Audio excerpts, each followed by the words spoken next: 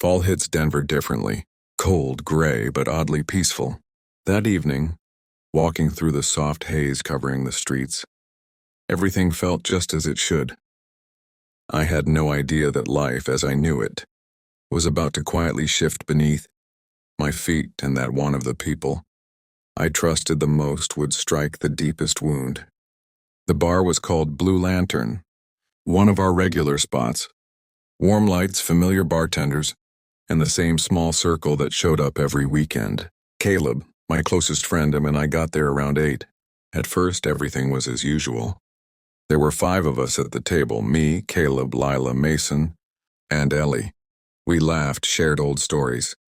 Caleb was his usual loud, animated self, telling over-the-top tales. I was quieter, as always. I'm the type who watches first, listens, and then speaks. But something was different that night. I didn't catch it right away, but now, looking back, I know that night was where it all started. At one point, I went to the restroom. When I returned, Lila wouldn't meet my eyes. Mason gave me a shrug when I asked him a simple question. No words, just a shrug. Anyone who knows me knows I don't break easily, but I noticed. The silence, the way their eyes slightly avoided mine. Over the next week, it got worse. My messages were left unread, calls unanswered. Our group chat fell quiet every time I typed something in. Then one Sunday morning, I bumped into Ellie at the grocery store. She gave me a soft, almost awkward smile and walked past.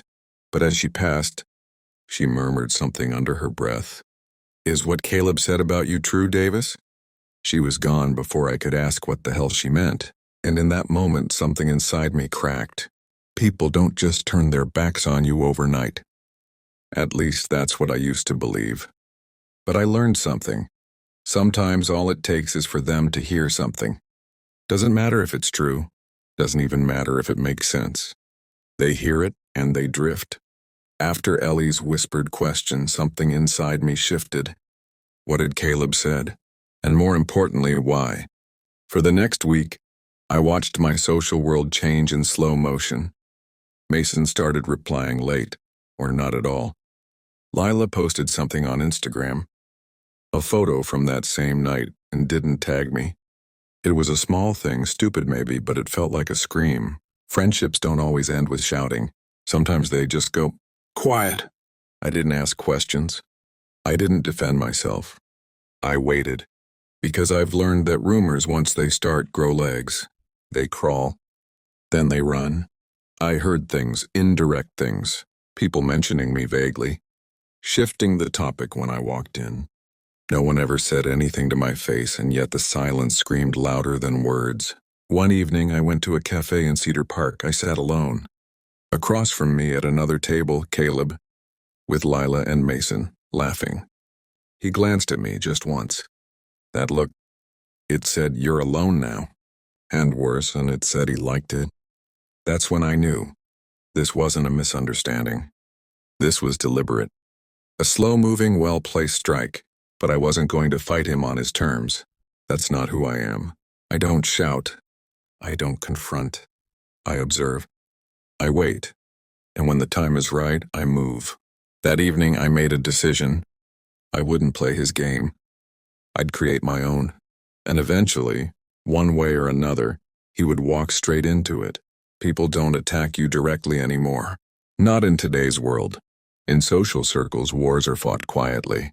A single sentence, whispered to the wrong person at the right moment, can shift a life. And I was in the middle of one, a war of shadows and words. I still didn't know exactly what Caleb had said, but I could see its shape. The way people stepped half a pace back when I spoke. The tension. It was like something invisible had stained me. Now I don't explode. I don't confront recklessly. I watch. I remember. Mason was my first move.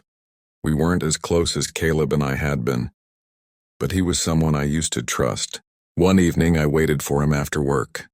He was heading to his car. When he saw me, he looked surprised. I smiled, hands in pockets, and said, "If you won't say it, I'll ask."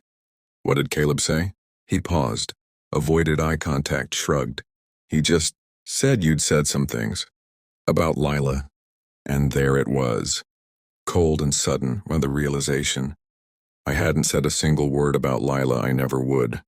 But it all made sense now. Caleb had twisted something, maybe made something up entirely, to paint me as the kind of guy who talks down about people behind their backs, about Lila. And people believed him, because I'd been silent. My silence had looked like guilt. I didn't say anything, I told Mason. He nodded, not like he believed me, not like he didn't, but that didn't matter anymore. Because I knew what I was being accused of, why people pulled away, and who was behind it. That night I went home and picked up my phone. I went through photos, old chats, timeline markers of who drifted away and when, what words they used, what tone they carried. Because my plan wouldn't involve shouting. It would involve clarity, precision. I wasn't going to argue. I was going to outthink. And the game had already begun. But this was my kind of game and not his. Convincing people that something's a lie is harder than making them believe it's true.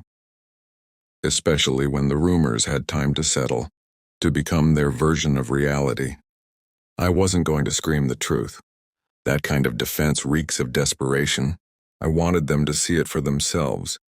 Because once they start to doubt on their own, the lie unravels easily. My first move? I withdrew. Quietly but deliberately.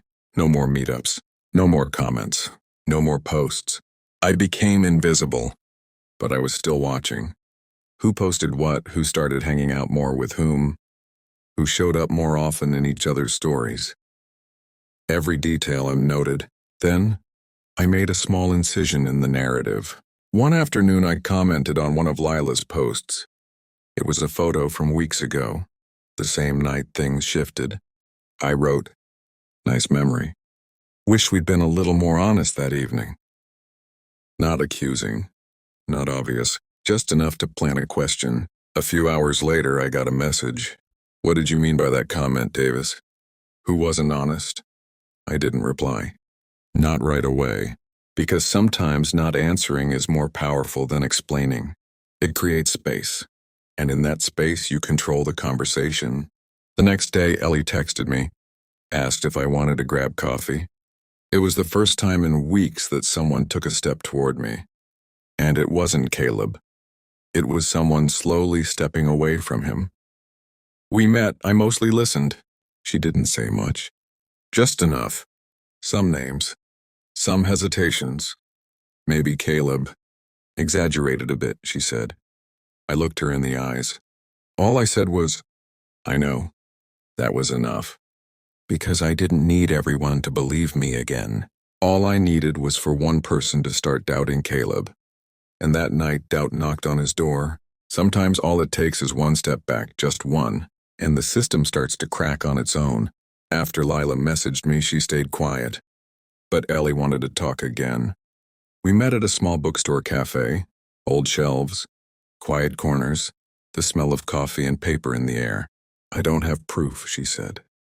But the way Caleb was, the way he said things, now that I think about it, it sounded made up. That sentence?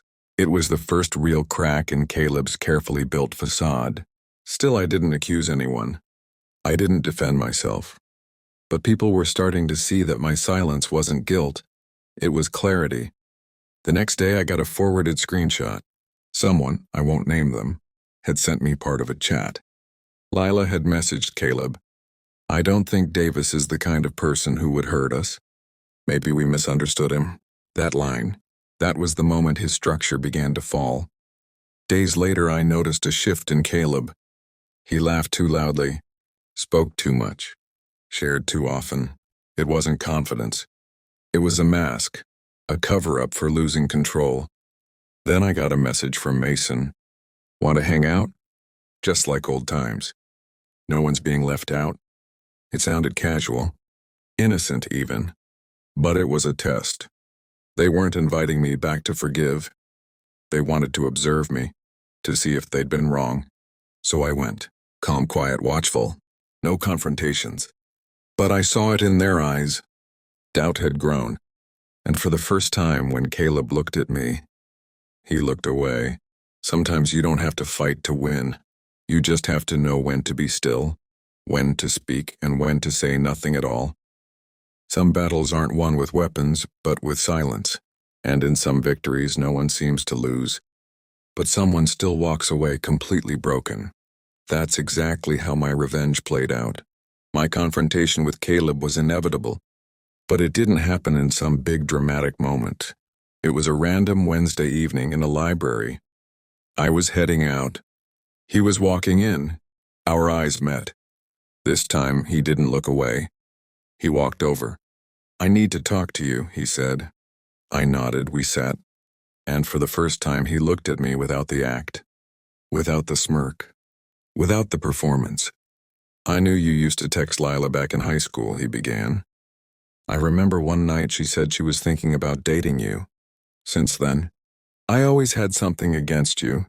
I stayed quiet back then. But when we moved here, when I saw you two getting close again, I felt like I was losing control. I know it's stupid, but I was jealous." I let him speak, didn't interrupt, because sometimes people destroy themselves, and all you have to do is watch. Then I said, "I never had anything with Lila, but even if I had, that wouldn't give you the right to do what you did." He flushed red. I saw real shame in his face for the first time. "I know," he said. "I'm sorry. For all of it." But for me, it wasn't about the apology. It was about truth falling back into place. After that day, my social circle never went back to what it was. But something new formed. Simpler, more honest. And Caleb? He started showing up less. People didn't trust him the same way anymore.